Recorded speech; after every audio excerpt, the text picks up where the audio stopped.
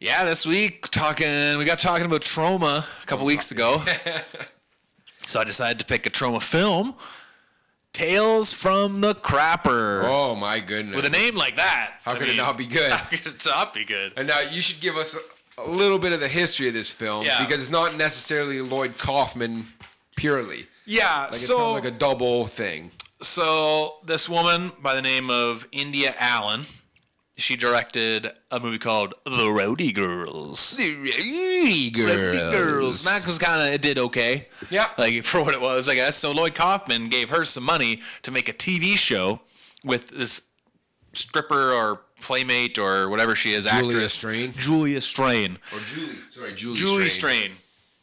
So India Allen fucking takes all the money, films some shit, brings it back, and it's worthless.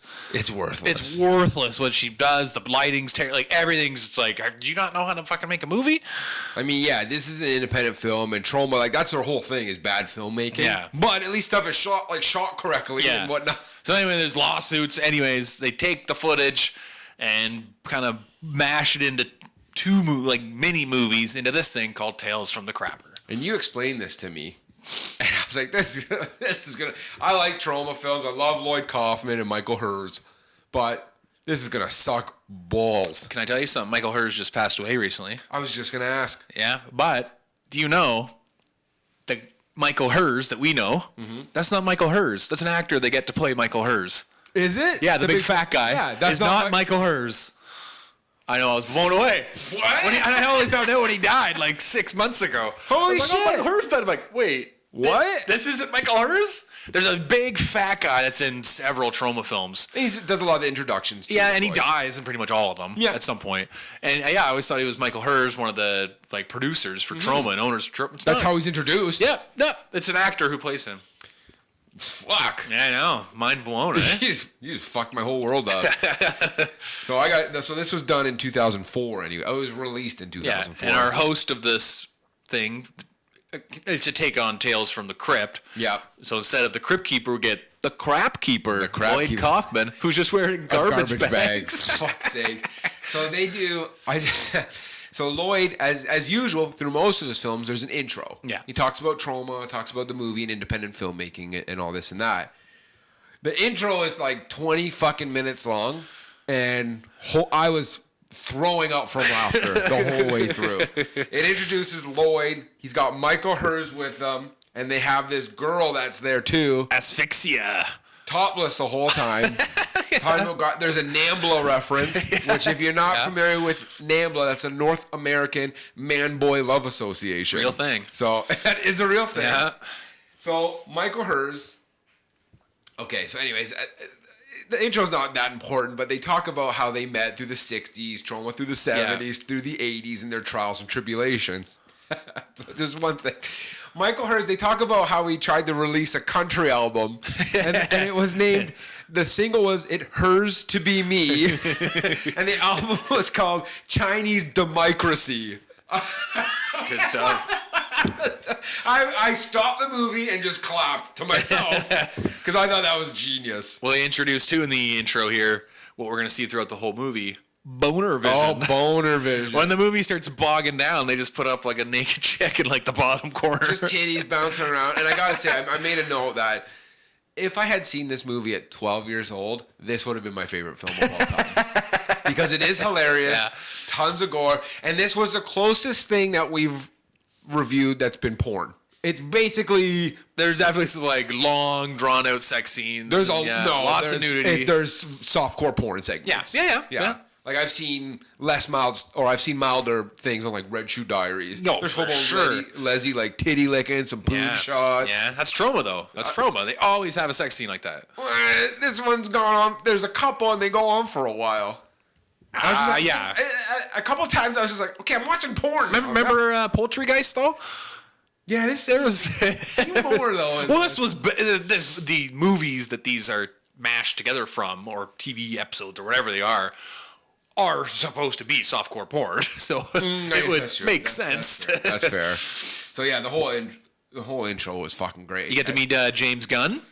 Yeah, and James Gunn got in a little hot water over a Twitter comment he made in 2010. Yeah. Which was something about What was it about? Boys? It was something that was some murder, kid rape, murder, kid touching joke. Yeah, it didn't play well. Didn't land. No, I think it landed at the time, but he got in hot water like several years after the fact. And if people would go back further, this is 2004, and see what he says in this fucking movie, when that Twitter thing was coming through, I'm sure he was like, "Oh God, I hope they don't see Tales from the Crapper." Because he goes on about literally like he has an assistant. There's like, "Oh, Hollywood's great. You get these assistants, and they just blow you all the time." Yeah, this one sucks a great dick. I can rent her out to my friends and. She's right there. Yeah. Like, it's a real person. He's pointing at her. She's like, she sucks dick. Yeah. And she'll suck your dick. She'll suck that guy's dick. I just tell her where to go, and that dick's popping in her mouth. And then he talks about how he's so fortunate because he's directing this movie and that movie. Can we talk about how well he's doing, and why is he doing so well? Well, that's what you're gonna. That was your cue to start. Oh, okay. No. Well, he's doing so well because he killed a kid for Satan. For Satan. Yeah. Praise Satan. Yeah. Or do I pray down when I praise Satan? I don't know. You don't go up. You Why? go up for Satan? Well, you kind of. I mean it. I'm not very religious. How do you pray to Satan? Well, I don't think hell is at the center of the earth. No, but when you pray to God, you look up like, oh dear God, right? You go up. With Satan, don't you go down? Yeah, I mean, technically, if you want to get technical about it. Yeah. Like, if you're into Satanism, you believe yourself as a god. You don't believe in, like, a higher power. You are your own god. I thought Satan is the higher power. Nope. In Satanism? Satan's not the higher... So who the fuck's Satan then in Satanism? There's some guy? He's like the... What you should not strive to be, but yeah, you should do your own thing and be... Oh, I thought you worship Satan. Nope. What's that then? Satan worshippers? Weird. Yeah, Satan worshippers. That's culty stuff. So anyways, like, James Gunn is saying all this stuff about this girl's... But yeah, the movie that he makes, though. Phlegm Wallaby. It's about a jive-talking wallaby that's made out of phlegm. Phlegm Wallaby. I want to see that.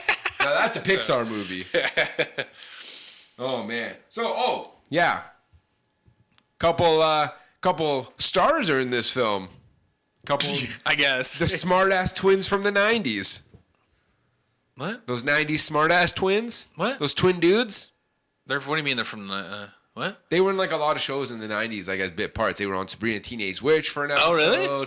They did. I think they did a Saved by the Bell. I only know them as the DJs from Always Sunny. Yeah, well, they did that too. But no, they did. They were in a bunch of like TGIF shit in the 90s. Oh, I had no idea. As smart-ass 90s twins. Nope. No idea. I knew they were like stand-up comedians. Yeah. And they do that. Like, I didn't know they were... Like, I know who they are, but not from what you're saying. Oh, really? Yeah, I've seen it in a bunch of stuff. Yeah. I wrote that, so that's kind of fun. So the first movie. Yeah. Case of the Melon-Heavy Alien Man-Eater.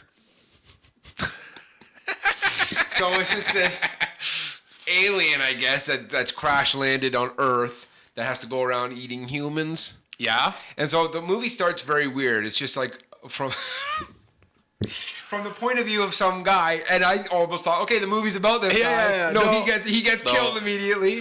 And then there's the old guy in the strip club. Jerking off? Oh, man.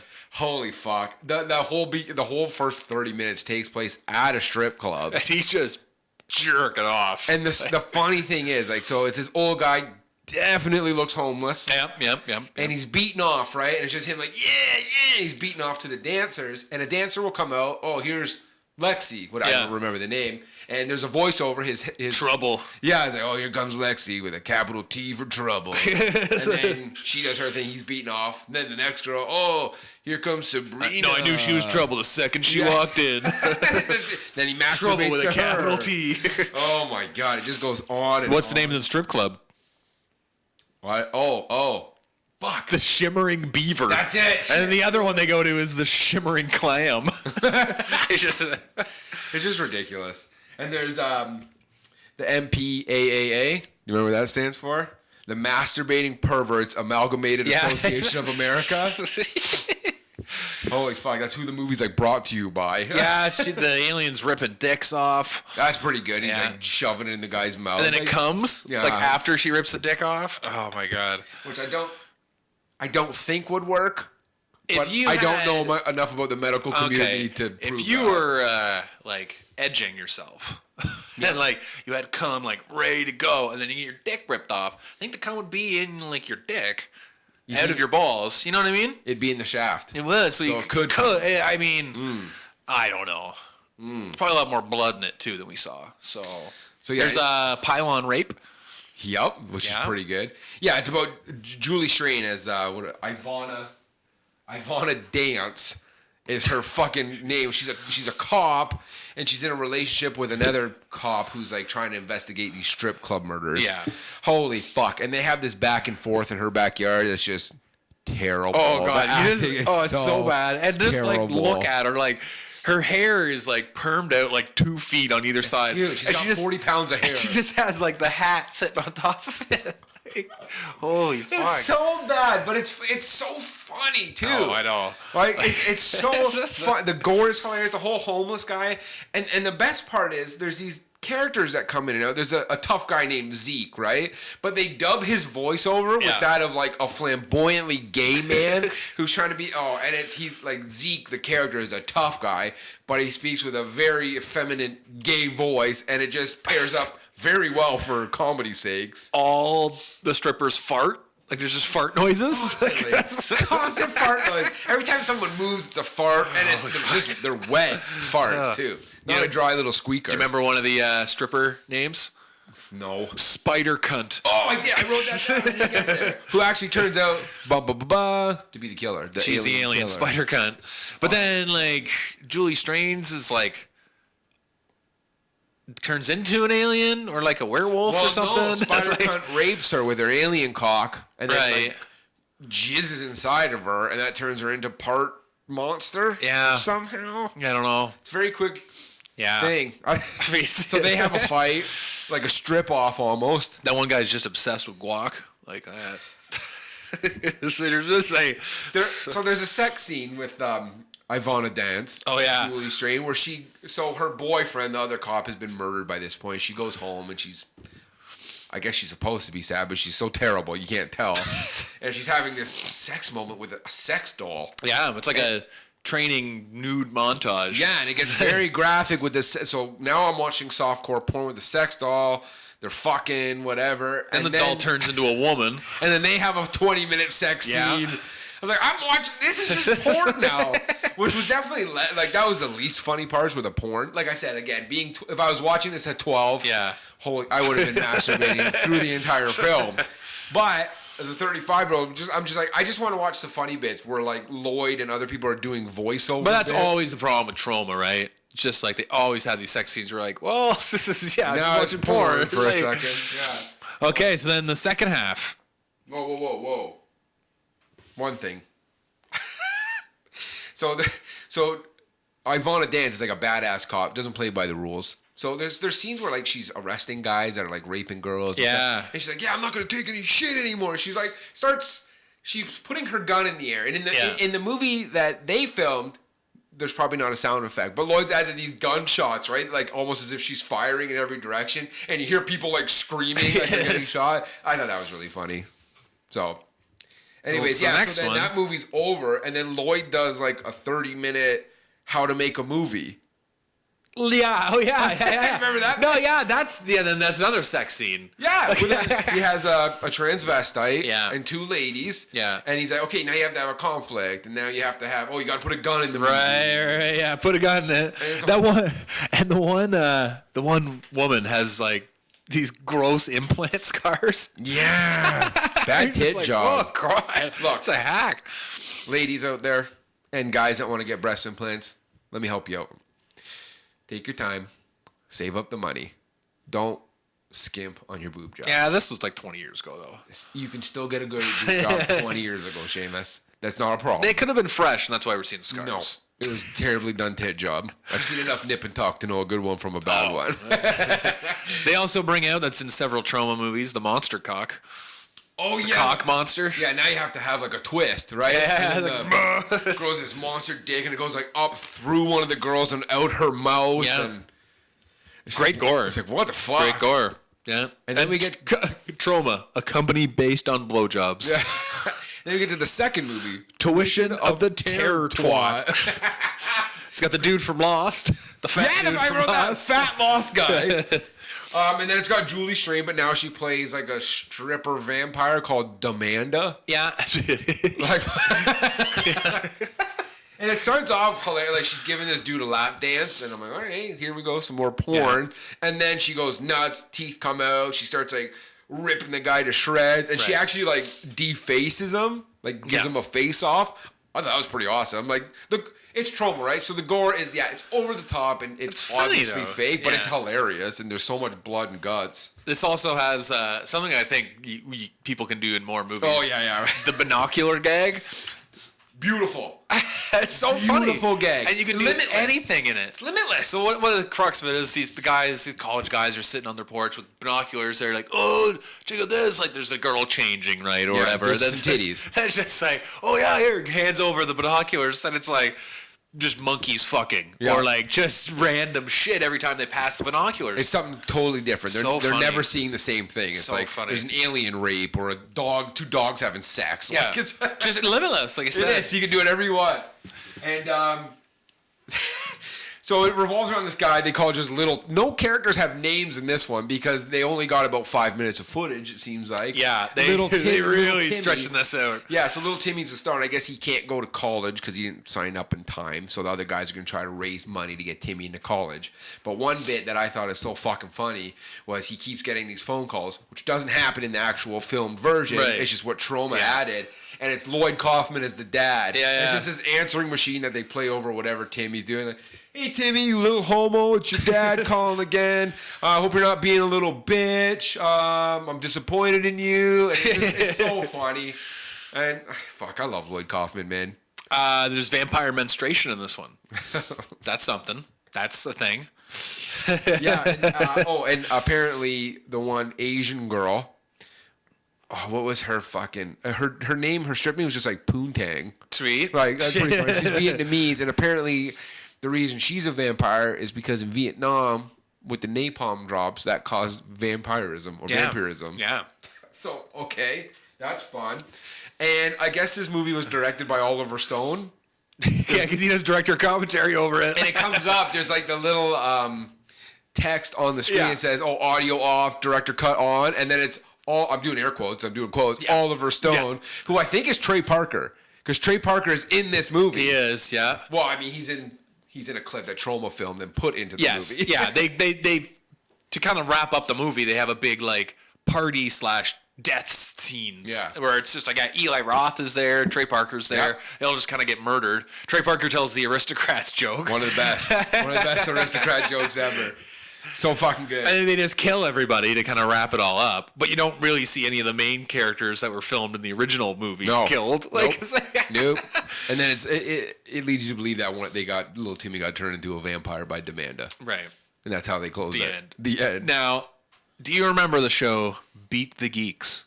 Yes. Yes, I do. Every once in a while there'd be the Horror Movie Geek. It was a game show, and you would have like 90s sitcom geek or like South Park geek. There was a horror movie. Star Trek geek. So one of them was a horror movie geek. And if you beat the geek at the end, in the finals, you would get this extra great prize if you challenged them in horror films. Yeah. So one of them was to die in a Troma film. Yeah. The guy in this party scene, one of the guys who dies, he beat the geeks, and this was his prize. That'd be fucking awesome. Totally. Just to meet Lloyd Kaufman. I met Lloyd Kaufman. You can meet him at anywhere. Yeah, he's pretty cool, eh? Oh, he's pretty much like you see him on screen after this. So. And how does the movie end, Joe? They ride away on a sweet motorbike. With a fart. And it does end with a fart, yeah. I have very limited notes on this one because nothing really happened. There's front vagina. There is front vagina. Frag. Front vag. Frag. Why is there an R in there? Because front. Oh. Front and vag. Frag. So yeah, that was a twist of the terror twat. Yeah. What? I don't even know what to say. So, I was surprised at how much I laughed. For sure. Because it's... I had to psych myself Troma, because Troma does have just this kind of humor that this movie easily could have been fucking bad. I'm sure it was. I'm sure it was originally. Like the footage. No, I meant just in general. Even the stuff that Troma's added to it. It it's that kind of humor that can just not be funny. Yeah. Where they gotta just do it at the right time. There's just like, even just the fart noise at the right time, you know? And like the dad constantly leaving messages. Yeah. I thought was every time Lloyd Kaufman left a message on that kid. Oh, and he's like, and it also he's like saying like plot holes and stuff too while he's leaving messages. No, that was Oliver Stone's voiceover. Oh, yeah. And then they all turned into vampires for oh shit, did I just reveal the ending? And then, oh man, and there's a great part too where they've cut back to the Oliver Stone doing commentary over the film, and Ron Jeremy's in this film, and he's like a doorman, right? Yeah. And this is where they talk about bad lighting because there's like a light that we have right behind him, so the lighting's totally fucked. And Ron Jeremy's like, he's playing the bouncer to the party. He's like, no, you're in, you're out, you're in, you're out. And Oliver Stone's like, oh man, we had Ron Jeremy come in. You know, we didn't even write a script for him. This guy's just so naturally gifted with improv. We said, Ron, you just take it, buddy. You got this. What you feel is funny. And guys, let me tell you, if you're listening to me talking over this, stop the film right now and watch the undirector's cuts. You can hear Ron because everything this guy's saying is beautiful. It's hilarious. It's original. I couldn't stop laughing. Oh, you just missed one of the funniest parts of the whole movie. But of course, you can't watch it without the Oliver Stone track because they just put it over top. It's so goddamn hilarious because Ron Jeremy probably, I would imagine, not funny at all. No, exactly. Poorly written, right? So I love how they, you know, Lloyd is able to poke fun at the fucking mess that he was left with. Right. With shoddy pieces of shit film. Not the first time he's done that. What was the other one? So, years and years ago, this is more like, I think it came out in the 90s for Troma. It was a movie called Parts of the Family. I haven't seen it. And on the DVD is 2 versions. This is like the original, it's a French film, but like with dubbing and stuff. Mm-hmm. But like, there's that version, or it's another version with kind of Lloyd just like putting in, like doing some of the dubbing himself. Yeah. And then making fun of the movie being like, yeah, there's no plot in this because why is this person here? Like, or what makes no fucking sense. Yeah. It kind of lights it up like that, like his own like mystery science theater with his own movie, right? I think just if you watch Tales from the Crapper just like that, like look what he was able to do with the shit that he got. Yeah, it's fucking funny, and you're not in it for a while. Funny. Like it's a short movie still. Yeah. I mean, and you could even cut that way the fuck down if you wanted to get rid of the thing where he explains how to make a movie. It's funny if you want to get rid of the sex scenes. This movie would be 45 minutes long, probably. Funny stuff. Oh, also, it does have my favorite Troma song. Yeah. Throughout both movies, not just the one. Yeah. But anytime someone gets in a vehicle and the radio's on, it's just constant. Cannibal, lesbian, hoedown. Great song. And then at the end of the movie, they actually have like a music video that goes on. Yeah, they kind of show whatever it is. I've been singing it all fucking day. Like it's just stuck in my...